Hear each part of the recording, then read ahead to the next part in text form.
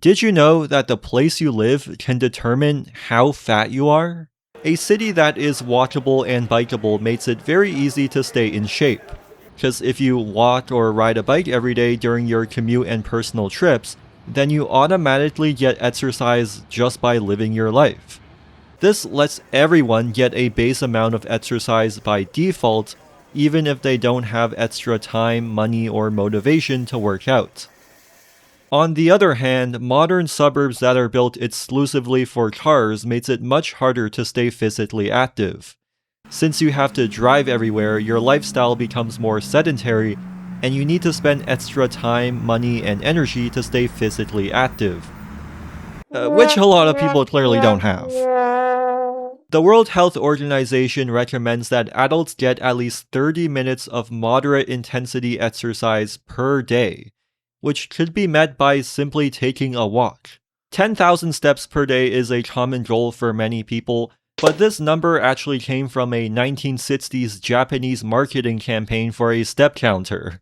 Studies show that getting just 5,000 to 7,000 steps per day can already lower your risk of cardiovascular disease, cancer, and diabetes by a significant amount. Now, I'm not the kind of guy who likes working out. I'd much rather stay at home and rot in bed. But since I live in a walkable area, I actually get more than the recommended amount of daily exercise simply by going about my day. For my commute, I take public transit, which means I typically get at least 5,000 steps per day just by walking to and from the train station. If I'm doing other things like meeting friends or going grocery shopping, then I can easily get a lot more. In fact, I would have to go out of my way to get anything less than 5,000 steps. However, this would not be possible if I lived in a typical car-dependent suburb found all across North America.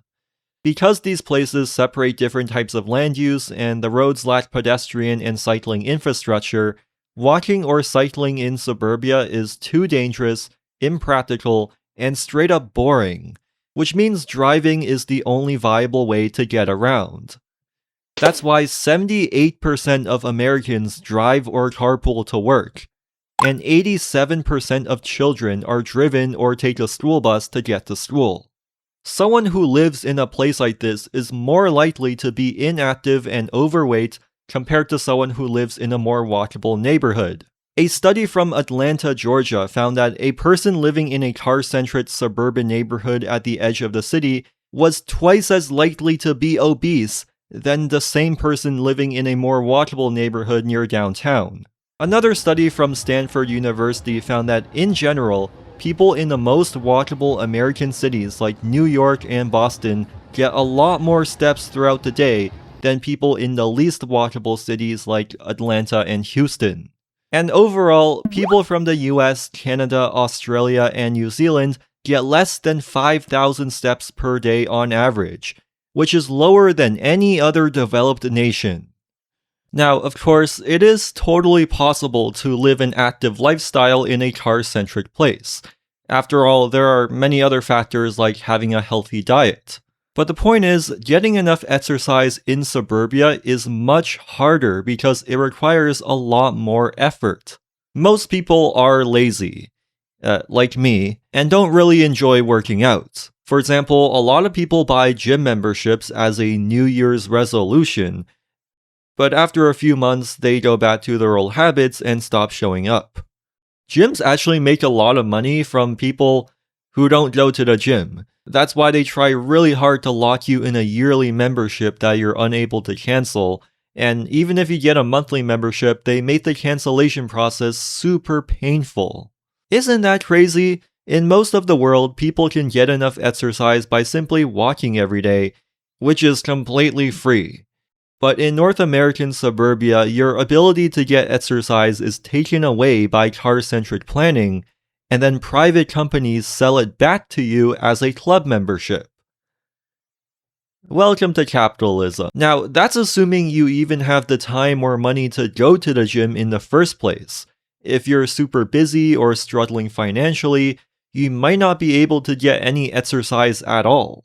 In fact, some suburban areas in America are so unwalkable that people have to drive somewhere else to take a walk, instead of just doing so in their neighborhood. Some people known as mall walkers do this at shopping malls. They drive to a mall every morning and then take a walk together before all the shops open. I walk the shopping malls. I start where I park my car. I get out of the car and I close the door and Now, I'm sure this is really beneficial for the people who do this, but anyone who lives in a walkable city can already get these benefits by simply walking outside throughout their day. They don't need to spend extra time driving to a mall just to walk around. But then there's children and seniors who can't drive at all. Or at least they shouldn't be driving. So in car-dependent places, these age groups can't even drive somewhere for exercise, which explains why children in the US actually gain more weight during their summer break. This brings us to the key point here. In car-dependent suburbia, only the people who are the right age and ability with enough time and money can afford to get exercise. The Stanford study refers to this as activity inequality, where only some people can afford to stay active while others can't. Walkability is a major factor. The study showed that among US cities, activity inequality is strongly correlated with how walkable they are, with New York City being the most walkable and the most equal. They also found that people from the countries with the highest activity inequality, like the US and Saudi Arabia, are 196% more likely to be obese than people from countries with the lowest inequality like China and Japan. Therefore, if we want to make everyone healthier and more physically active, then we need to reduce our dependency on cars. A city that promotes active travel like walking and cycling allows everyone to get a base amount of daily exercise, even if you don't have the time, money, or motivation to work out. In fact, a walkable and bikeable city can actually save your time because you're getting exercise while you travel. Adults need at least 30 minutes of daily physical activity, so if you have, let's say, a 20-minute bicycle commute, you basically save 20 minutes from your day because you would have had to spend that time exercising anyways. Active travel also makes you feel good. Surveys consistently show that people who walk and cycle are happier and enjoy their commutes a lot more than people who drive. That's pretty obvious, right? Driving every day during rush hour has got to be one of the most miserable things ever. But on the flip side, people go walking and cycling all the time as leisure activities because it's fun and stress relieving. So wouldn't it be nice if you could do that while you travel to the places you need to be? Since the 1970s, the Netherlands has become the most bicycle-friendly country on Earth. In almost every part of the nation, you will find high-quality cycling paths that are separated from cars. And big cities like Amsterdam have the largest bicycle parking garages in the world. This underwater bicycle parking garage that opened a few years ago can fit over 7,000 bicycles. That's why 28% of all trips in the Netherlands are made by bicycle. And cycling makes up more than half of all trips to school and universities. This has a major impact on Dutch people's health. Cycling prevents roughly 6,500 deaths per year and increases their life expectancy by 6 months. These health benefits also save the country around 19 billion euros per year in healthcare costs. That's a lot better than car infrastructure, which is vastly more expensive and leads to thousands of deaths per year. Public transportation can also make people more active, because at some point in every transit journey, you have to do at least a bit of walking. One study in New York City found that commuters who switched from driving to public transit burned 124 extra calories per day without any other lifestyle changes. Another study from Charlotte, North Carolina found that after opening a new LRT line, commuters who started using it walked an extra mile per day and lost nearly 6.5 pounds within a year. So if a city cares about the health of its citizens and their quality of life, then it needs to build lots of public transit as well as safe streets for walking and cycling. Instead of mowing down farmland for sprawling suburbs, it should focus on dense housing within the city beside transit stations. The point is not to eliminate driving. A car will always be necessary for certain things, but giving people the option to walk or cycle for trips that don't require a car will make the city a much healthier place to live. Despite how sprawling American cities are, most people don't travel that far on a regular basis.